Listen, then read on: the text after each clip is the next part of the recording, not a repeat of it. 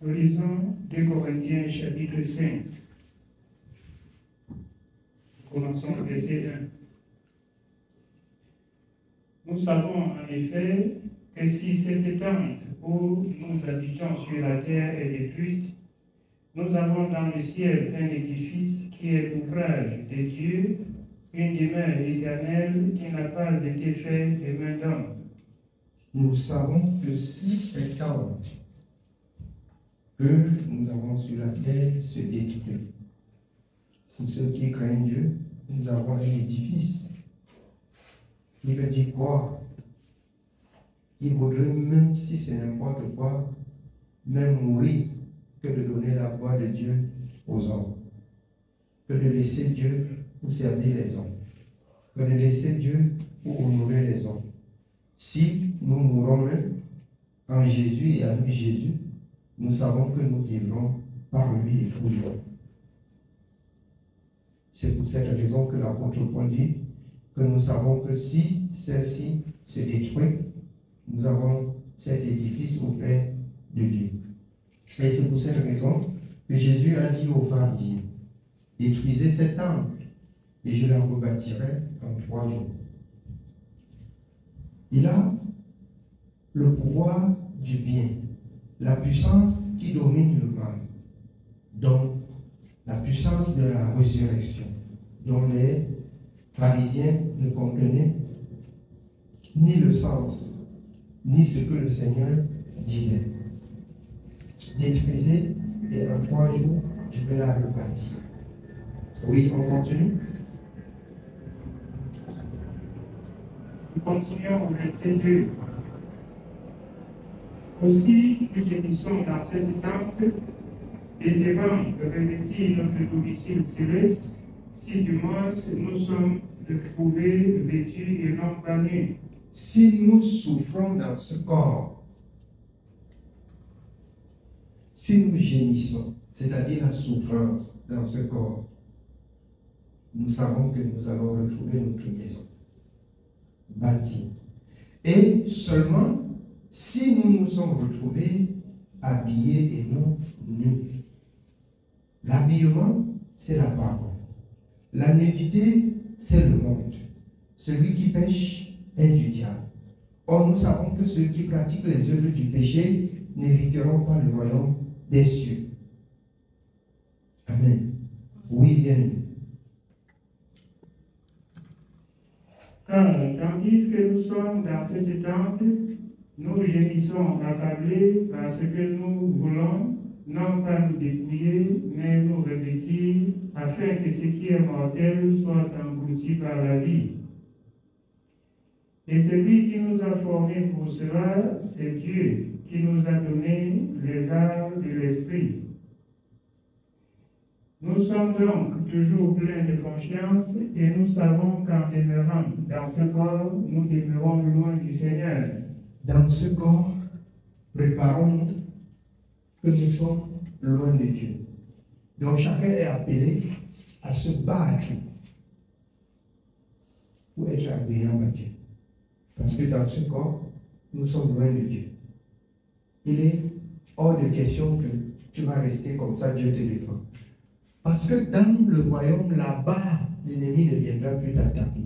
Or ici, en bas, la parole de Dieu dit qu'il rôde comme un lion rugissant. Tu laisses une ouverture, il donne le but. C'est pour cette raison que je rappelle dans 2 Corinthiens, dans 1 Corinthiens 16, 13, l'apôtre Paul rappelle au peuple de veiller. De veiller. Donc, si longtemps que nous sommes sur la terre, nous devions veiller à ne pas commettre des forfaits auxquels Dieu va nous livrer à Satan. Parce que l'iniquité coupe le contact entre l'homme et Dieu. C'est pour cette raison que Ésaïe, dans Ésaïe 59, a dit, vous criez vers Dieu. Et vous pensez que Dieu est sourd. Vous pensez que ça nous écoute. Mais c'est le péché. Afin que vous compreniez que Dieu, il ne règne pas dans le péché. Il n'assiste pas dans le péché. C'est la vérité. Il n'assiste pas dans le péché. Sanctifions-nous. Et restons fervents d'esprit pour combattre le bon combat de la foi, comme a dit l'apôtre Paul. Il a combattu le bon combat de la foi. Aujourd'hui, chacun avec son orgueil, avec des comportements, je ne sais comment qualifier. Reste de son côté, Dieu est avec moi. Vraiment que Dieu soit avec nous. Dis que Dieu est avec toi parce que tu marches dans la justice. Parce que Dieu défend sa parole. Dieu défend selon la justice. Il est juste, il est fidèle. Si tu as fait ce qu'il a dit, ne te dérange pas. Il te défend. Mais si tu ne l'as pas fait, c'est le temps pour toi de chercher, de le faire.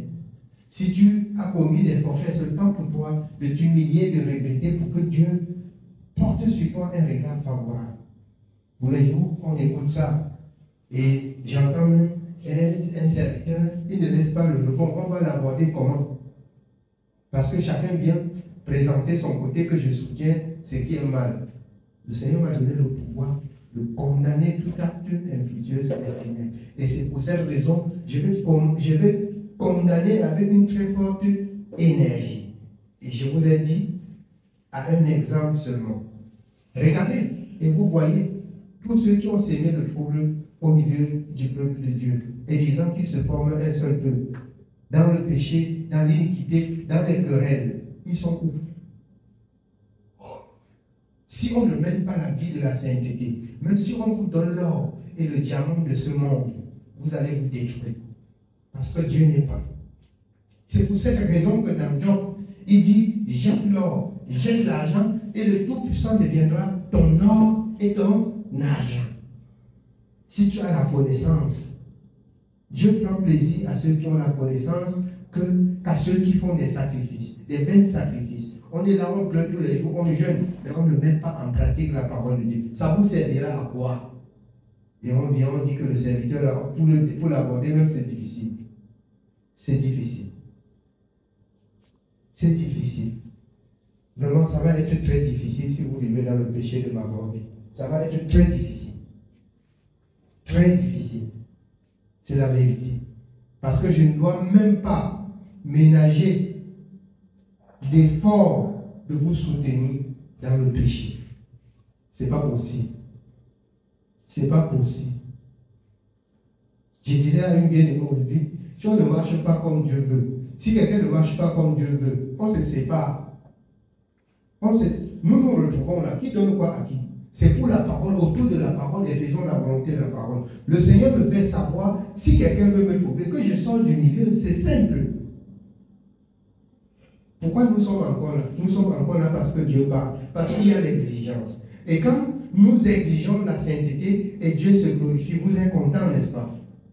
Mais au moment où vous cherchez que la faveur soit de votre côté, vous allez murmurer, vous allez voir un serviteur méchant qui est dur. Papa Nassi n'était pas comme ça. Ce sont vos parents. Il n'était pas comme ça. Il n'était pas comme ça. Je vous exhorte, lisez de la Genèse à Apocalypse. Vous verrez chaque serviteur de Dieu avec son comportement. La seule chose que Dieu traite pour un serviteur, c'est le péché. Mais en ce qui combat pour la justice, Dieu le soutient. Il n'y a que le péché seul, que Dieu peut détruire un serviteur. Mais s'il défend la justice de Dieu, ce que vous dites là, vous êtes en danger. Vous êtes en danger. Si pendant que vous murmurez, je me sanctifie et je fais la volonté de Dieu, vous êtes en danger. Je vous dis la vérité. Je vous dis la vérité devant Dieu. Amen. Oui, bien aimé, on continue. Nous continuons au verset 7. Car nous marchons par la foi et non par la vue. Nous sommes pleins de confiance et nous aimons mieux quitter ce corps et demeurer auprès du Seigneur. C'est pour cela aussi que nous nous efforçons de lui être agréables, soit que nous demeurions dans ce corps, soit que nous le quittions. Car il nous faut tous comparaître devant le tribunal de Christ, afin que chacun reçoive selon le bien ou le mal qu'il aura fait étant dans son corps. Il nous faut tous comparaître devant le tribunal du Seigneur, afin que chacun reçoive selon sa portion, ou le mal ou le bien qu'il aura fait. De grâce, comme dans Apocalypse 22, tu veux pécher, arrange-toi à bien pécher. Tu veux te sanctifier, arrange-toi à bien te sanctifier. Si tu es juge, arrange-toi à bien juger dans la maison de Dieu. Parce que ta part de juge arrive. Beaucoup viennent s'asseoir là pour être des juges. Je dis beaucoup viennent s'asseoir pour être des juges. Mais pendant que vous jugez, si je me sanctifie, je marche sur la voie de mon Dieu. On va comparaître ensemble devant le tribunal de Dieu. Si j'ai servi mon Dieu selon sa parole, la honte serait à toi seul. La honte serait à toi seul. Si chacun veut dire c'est Dieu selon la parole, le Dieu de la parole. Vous savez, c'est comme des démangeaisons. Quand les gens poussent à l'injustice et viennent se plaindre et s'attendent que je soutienne. Non. Je ne prendrai pas aux œuvres infructueuses des ténèbres. Je parlerai comme le roi David dans son 101. Alors, le péché ne doit pas s'attacher à moi. Je hais la conduite des pécheurs. Elle ne s'attachera pas à moi. Somme 101, c'est la vérité. Haïssez le péché. Aimez Dieu. Aimez la justice. Pratiquez la justice. Faites la volonté de Dieu selon la parole de Dieu. Et vous allez voir des jours plus agréables. Les lamentations et les plaintes vont cesser si vous obéissez à Dieu. Des lamentations et des plaintes vont cesser. Mais si longtemps que vous êtes rebelle à la parole, il y aurait des lamentations, il y aurait des plaintes sans fin. C'est la vérité. Oui, bien aimé. Nous sommes au verset 11. Connaissant donc la plainte du Seigneur, nous cherchons à convaincre les hommes. Dieu nous connaît et j'espère que dans votre conscience, vous nous connaissez aussi. Nous ne nous recommandons pas de nouveau nous-mêmes auprès de vous, mais nous vous donnons occasion de vous glorifier à notre sujet afin que vous puissiez répondre à ceux qui tirent gloire de ce qui est dans les apparences et non dans le cœur. En effet, si je suis hors de sens, c'est pour Dieu. Si je suis de bon sens, c'est pour vous. Car l'amour de Christ nous presse parce que nous estimons que si un seul est mort pour tous, tous donc sont morts. Et qu'il est mort pour tous, afin que ceux qui vivent ne vivent plus pour eux-mêmes, mais pour celui qui est mort et ressuscité pour eux. Ainsi, dès maintenant, nous ne connaissons personne selon la chair. Et si nous avons connu Christ selon la chair, maintenant nous ne le connaissons plus de cette manière. Alors, mes bien-aimés, ce que je veux dire ce soir, comme nous nous sommes retrouvés dans la maison de Dieu, il faut mettre fin à la chair.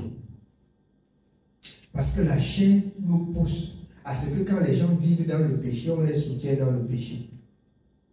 Si nous avons connu Christ selon la chair, à partir de maintenant, nous ne lui connaissons plus comme ça. Nous marchons par l'esprit. Nous vivons pour Dieu. Nous marchons pour Dieu. Nous travaillons pour Dieu. Nous ne travaillons plus pour la chair. Je vous exhorte. Je vous exhorte.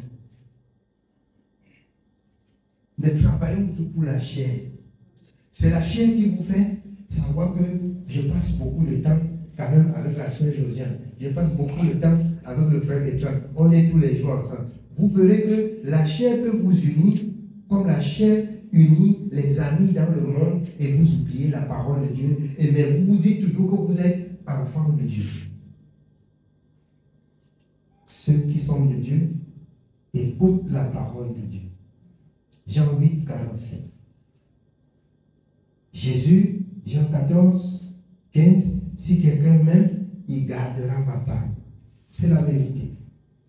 Mais si vous venez faire la chair dans la maison de Dieu, on est très rapprochés tous les jours, même on entre ensemble, on se voit ensemble, on va prier ensemble. Si vous priez même ensemble, si vous dormez même ensemble, si vous habitez même ensemble, sans mettre en pratique la parole de Dieu, ou que l'un tire l'autre dans les ténèbres, celui qui se laisse entraîner, vous deux vous mourrez. Ça devient beaucoup difficile et on n'aime pas m'aborder parce que quand on va invoquer l'autre côté, je vais sanctionner normalement. Je sanctionne normalement. Je ne veux pas des choses qu'on va venir me troubler avec. Dans le service de mon Dieu, je ne veux plus des troubles. Je veux servir tranquillement mon Dieu. Que chacun sait Dieu et que Dieu agit pour chacun. Que chacun sait Dieu et que Dieu agit pour chacun. Parce que à cause de la participation du péché, comme le Seigneur dit, ne participez pas au péché d'autrui. À cause de ce que vous participez, vous devenez troublés avec ceux qui pêchent. Je ne veux pas devenir à être troublé. Si à un moment donné, vous tous vous m'avez troublé, vous tous vous m'avez condamné, vraiment je ne veux plus être troublé. J'aimerais mieux servir mon Dieu. J'ai dit ça, ça va être la deuxième fois. Peut-être que je vais vous laisser l'église, là je sors, je ne vais pas moi-même faire la volonté de Dieu au lieu. Là, vous gérez en voie. On doit marcher dans la sainteté. Si ce n'est pas cette sainteté, je vous dis, on n'est pas ensemble. On n'est pas ensemble. Commettez des forfaits et supportez. Connaissez que vous devez vous approcher de Dieu dans la sainteté. Celui qui vous a appelé être saint, vous aussi soyez saints dans toute votre conduite. Ça fait mal où? Ça fait mal où? Oui, bien, on continue. Nous continuons au verset 17. Si quelqu'un est en Christ, il est une nouvelle créature. Les choses anciennes sont passées, voici, toutes choses sont devenues nouvelles. On m'apporte toujours les anciennes choses. Les nouvelles choses, on oublie rapidement. Alors que, en Christ, les anciennes choses sont passées et toutes choses sont devenues nouvelles. On veut servir Dieu en tenant encore les anciennes choses. Et on veut m'aborder avec les anciennes choses. L'ancienne chose, c'est la vie du monde. L'ancienne chose, c'est les condamnations et les disputes. C'est les querelles qui n'épousent pas la pensée de Dieu. Si vous pouvez bien comprendre pourquoi, dans Éphésiens 5, qu'il ne sorte de votre bouche aucune parole mauvaise. Et ça sort, on pleure et on se plaint. On pleure et on se plaint. Amen. Oui, bien. Et tout cela vient de Dieu qui nous a réconciliés avec lui par Christ et qui nous a donné le ministère de la réconciliation.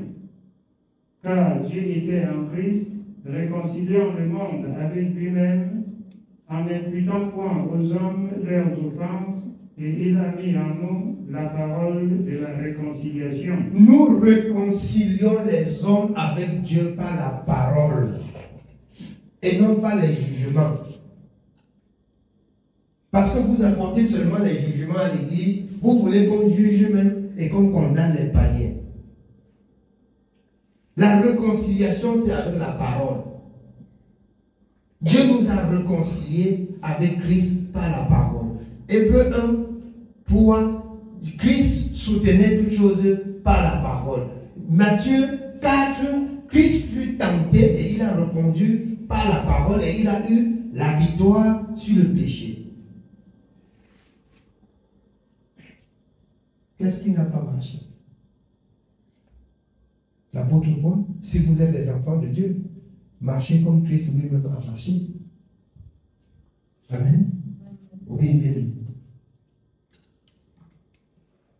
Nous sommes au verset 20.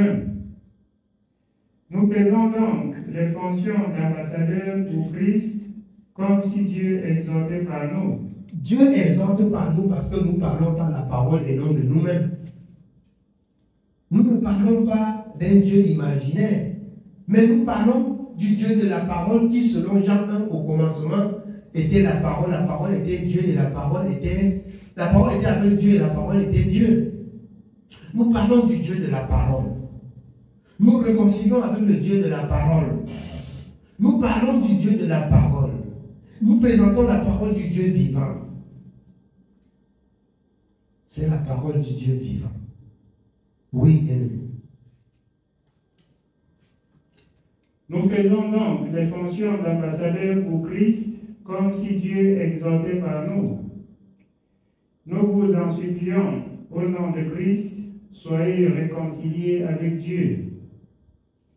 Celui qui n'a point connu le péché, il l'a fait devenir péché pour nous, afin que nous devenions en lui justice de Dieu.